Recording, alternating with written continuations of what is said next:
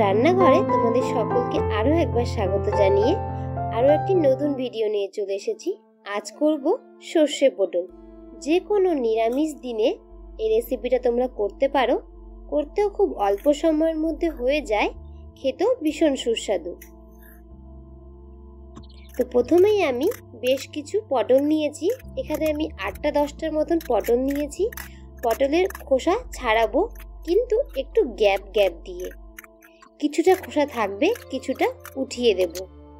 এবার সামনে ও পেছনে দুদিক থেকে কেটে নেব। তোমরা চাইলে গোটা গোটাও রাখতে পারো, মাঝে হালকা চিড়ে দেবে। আমি এখানে 2 টুকরো করে নিয়েছি। দেখতেই পাচ্ছ 2 টুকরো করা হয়ে গেল। এবার আমি পটলগুলো খুব ভালো মতন ধুয়ে নেব। অবশ্যই পটল ধুয়ে খুব ভালো মতন জল ঝরিয়ে নিবে, কারণ পটলের ভেতরে প্রচুর পরিমাণে জল অ্যাবজর্ব করে। এবার একটি কড়াই বসিয়ে কড়াই সরষের তেল দিয়ে সবার প্রথমে পটলগুলোকে লালচে করে ভেজে নেব। অন্যদিকে আমি পটলের মশলা তৈরি করব। তার জন্য 1.5 চামচের মতো সাদা সরষা নিয়ে নিলাম। এবার 2টো এলাচ, 2টো লং, একটু দারচিনি, 3টের মতন কালো গোলমরিচ ও 3টের মতন সাদা গোলমরিচ নিয়ে নিয়েছি। এবার খুব সুন্দর একটি মশলা তৈরি করব। আমি এখানে ট্রেডিশনাল শিলপাটাই ব্যবহার করছি, তোমরা চাইলে মিক্সার ইউজ করতে পারো।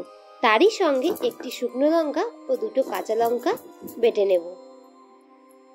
শিলপাটা থেকে খুব ভালো করে মশলা উঠিয়ে নেব, কারণ শিলপাটায় অনেক মশলা লেগে থাকে।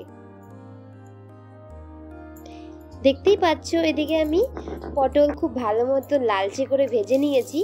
এবার একটু সাইড করে ফোড়নে দেব জিরা ও শুকনো লঙ্কা। ফোড়নে দিয়ে করে রাখা মশলাটা দেব, কিন্তু এখানে মশলাটা গুলিয়ে দেব জল দিয়ে। আমি জল দিয়ে গুলিয়ে উপর থেকে মশলাটা দিয়ে দিচ্ছি। এবার স্বাদ মতো লবণ ও হলুদ দিয়ে দেব। হালকা নেড়ে চেড়ে ঢেকে দেব 5 মিনিটের জন্য। তোমরা যারা যারা আমার চ্যানেলটিতে নতুন আছো, প্লিজ চ্যানেলটি সাবস্ক্রাইব করে অনেক অনেক সাপোর্ট করো। 5 মিনিট পরে ফিরে এসে দেখি পটলটা খুব ভালো সেদ্ধ হয়ে গেছে। আর এইদিকে ঝোলের কালার দেখো হালকা লালচে লালচে হয়েছে এবং তেল ছেড়ে দিয়েছে। এই মুহূর্তে আমরা পটলটা নামিয়ে নেব। হয়ে গেল আজকের সর্ষে পটল। ধন্যবাদ।